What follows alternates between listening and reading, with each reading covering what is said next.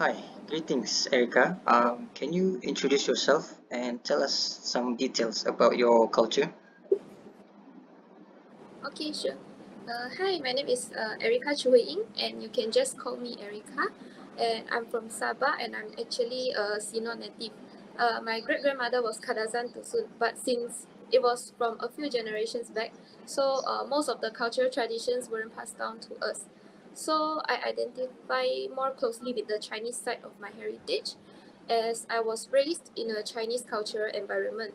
Both of my parents, my dad is Chinese and my mom is a Sino Kadazan. So most Malaysian Chinese are descendants of immigrants from China, mainly from provinces like Fujian, Guangdong, and Hainan. So my grandfather came from the Guangdong province, so I actually speak Cantonese at home.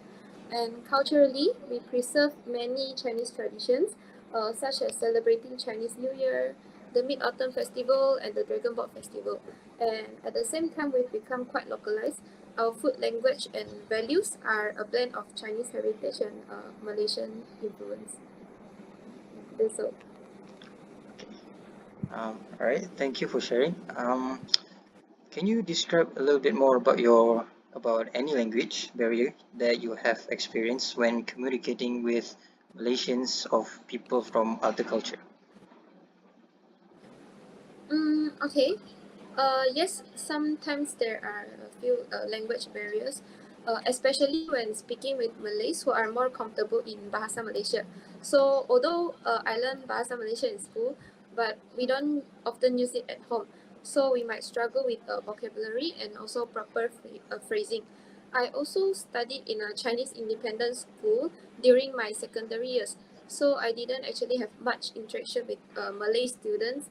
Uh, and even though I got an A in Malay during SPM, in Bahasa Melayu during SPM, that doesn't necessarily mean that I can speak it fluently lah, simply because I lack practice. So yeah, it's quite painful to admit, but as a Saban, my Bahasa wasn't very strong. But however, after entering university, I started speaking with Malay, I started speaking more Bahasa Melayu with my classmates, and that really helped me improve lah. So, and also sometimes the English accents or slang used by people from different ethnic backgrounds can be a bit difficult to understand at first, especially in a fast-paced conversations. Okay, That's all. interesting. Well, in your culture, are there any phrases or words that are considered rude or inappropriate but may be commonly used in other countries? Okay. In my culture, directly calling someone fat is considered a bit rude. But in some Western cultures or maybe some other cultures, people might use the term casually or even humorously. But in Chinese culture, appearance is quite a sensitive topic, especially because the Chinese diet often emphasizes being slim. So calling someone fat can come across as some very offensive or hurtful, even if it's said without bad intentions. And also in Chinese culture, especially in local slang, some phrases might sound rude when translated into English.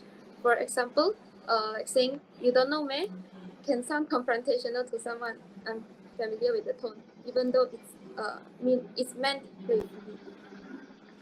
All right. Um, okay. Well, are there any non-verbal gestures, like, for example, like eye contact or hand movements or facial expressions, like they are common in your culture but might be misunderstood elsewhere? Um, I think we tend to use fewer hand gestures when speaking, because overly expressive hand movements can be seen as unnecessary or even rude in more formal Chinese settings, whereas in some cultures it's a normal part of communication. But in my culture, we are also not very touchy in conversations. Things like hugging or touching someone's arm while talking are uncommon unless you're very close. And in other cultures, these gestures are completely normal and part of a friendly communication. Okay. Well, in your opinion, how important is it, personal space and body language in communication? in your culture? Okay. In my opinion, personal space is quite important, especially between people of different genders or between strangers. As for body language, as I mentioned just now, we are generally more reserved. Too much touching or physical affection like hugs isn't common unless you are very close with that person. And respect is often shown through posture and facial expressions rather than touch. That's all.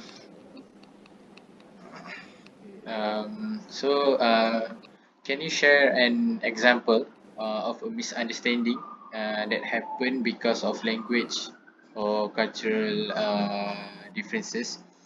How did you resolve it? Okay.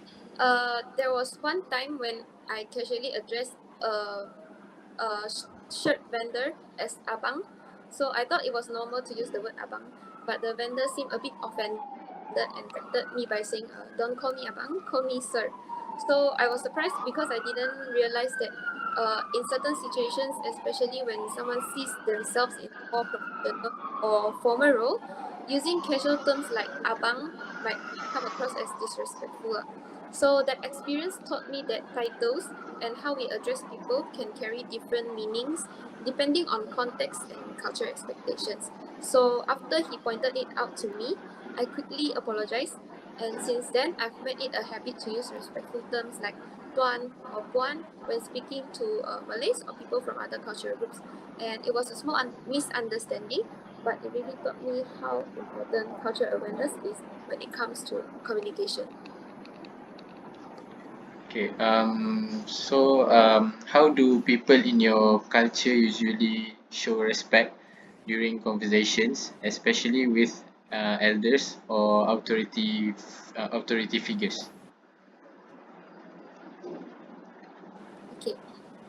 We usually lower our tone of voice, speak with a humble attitude, and use honorifics or respectful titles like uncle or auntie, even when the person isn't related to us. So we also try not to interrupt and often nod slightly while listening to show we are paying attention. In more formal settings, we may even use Mandarin or a dialect specific respectful terms. Okay, interesting. Next question. Um, have you ever had to adjust your communication style when talking to Malaysians from a different cultural background? What did you change? Okay, yes, especially when talking to Malay friends. I try to use more Bahasa Melayu and be more careful with expressions that could sound rude if directly translated from Chinese.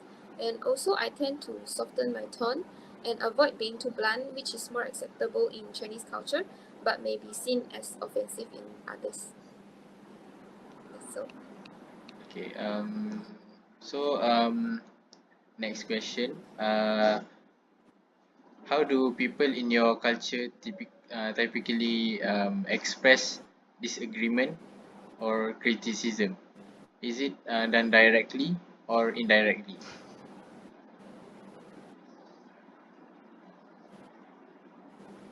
okay, usually it's done indirectly to avoid conflict or embarrassing the other person.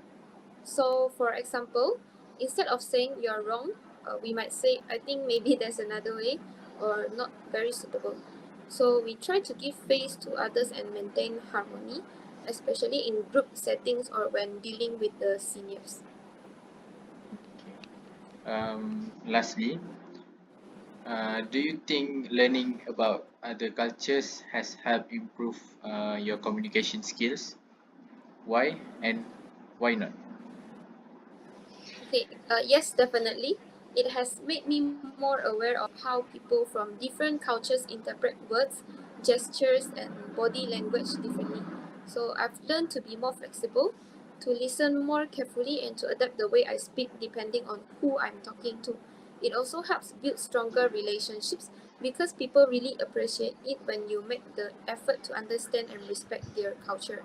Especially in Malaysia, we are exposed to many cultural influences and local slangs.